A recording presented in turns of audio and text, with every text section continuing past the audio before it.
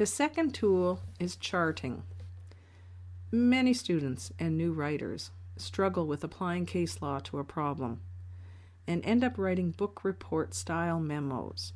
This case says this, that case says that, instead of writing a coherent picture of the law with an answer to the question asked. As a basic tool, charting gives you another way of organizing your research. But there is a more important benefit to charting. It can help you determine what are the most relevant cases for your problem. So have a look at the case chart and the factors chart Anna prepared for her memo.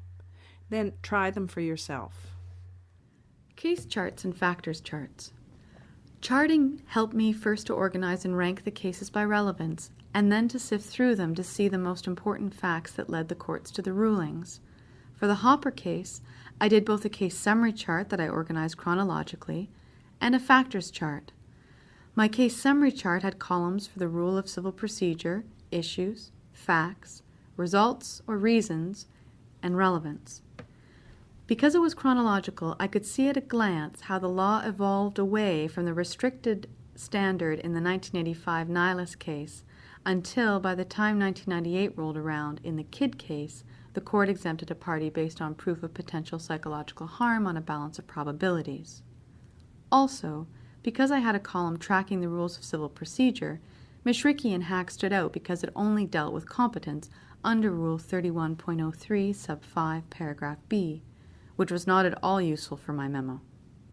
While I was researching, I took notes on the categories of facts or factors the courts used to determine how the rule applied to the case before them. This let me create a factors chart that was invaluable to figuring out the material facts in Hopper. I saw that the main factors the courts considered over and over were the age of the plaintiff, whether there is a pre-existing condition that was aggravated either by the harm that is the subject of the lawsuit or by oral examination for discovery, and the type and sufficiency of the evidence of the potential harm. When I did my chart for this case, I realized that a pre-existing medical condition was often one of the determinative factors. Andrew has a serious psychological condition. So, in my memo, I made sure I raised this fact and, in my analysis, focused on those cases where the courts dealt with that factor.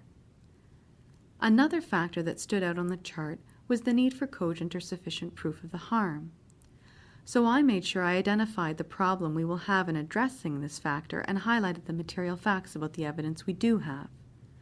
The charts really helped me organize my research and get me quickly to the essential elements of the case.